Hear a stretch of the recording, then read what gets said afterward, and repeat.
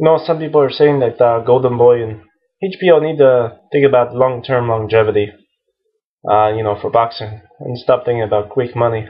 And those are the words of Dana White, the CEO of the UFC.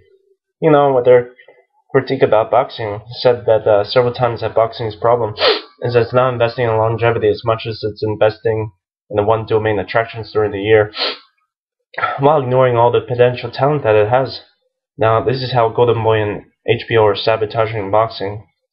Jorge Silva, this fighter took on Japan's best welterweight, Yoshihiro Kamigai, and Jorge Silva managed to fight Kamigai to a draw.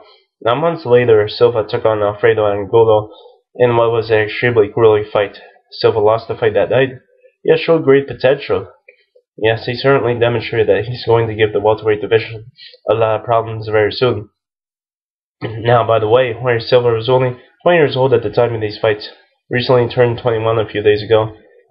Some people, they have a question on Golden Boy. Well, why would he put a talented young kid of 20 years old with seasoned veterans when there are fighters who are very protected around the same age who don't even show as much potential as this kid? In other words, why are you setting up this kid to lose knowing very well that he's gifted?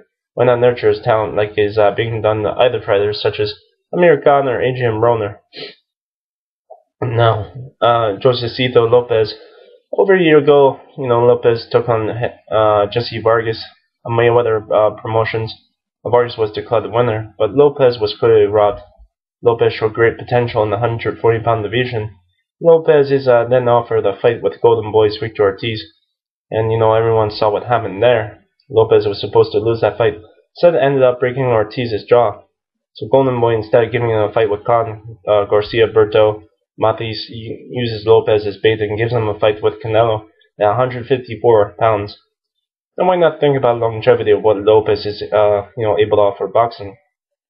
Some people could say confidently that Lopez versus anyone at 140 to 147 pounds would be a great fight. Instead, Lopez was set up to make the Golden Boy fighter in Canelo look good. Now, Pablo Cesar Cano. Cano has first defeat against the veteran Eric Morales 2 years ago. Lost the fight and his belt in what was a stunt to make Morales, a legendary Mexican champion, to be the first Mexican fighter to win belts in 4 divisions. That's great for Morales and all, but what about Caro? Some people may have forgotten to, that at the time the kid was only 21 years old, and that maybe Cano was as a belt holder, now he should be fighting the best regardless of age. And some people say they would agree with that, but the problem is that it's not consistent across the board. For example, how come Khan, Broner, Canelo, and Magnanagi are not fighting the best even though they're belt holders?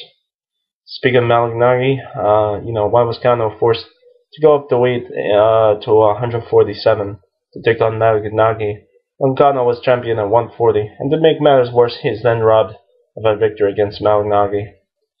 Now, HBO is making a similar mistake by not necessarily promoting fighters, but by hyping up the wrong fighter. For example, take note on how much HBO was hyping up Jorge Linares during the DeMarco fight when it was DeMarco who ended up scoring a TKO victory over Linares during that night.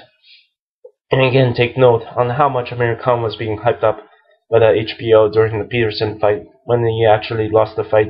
And again, is being overhyped against Dan Garcia when it was Garcia who ended up KOing Khan in 3 rounds. These are examples of fighters that are being overhyped for the sake of making them big too quick, making money to get quick regardless of the longevity of the sport.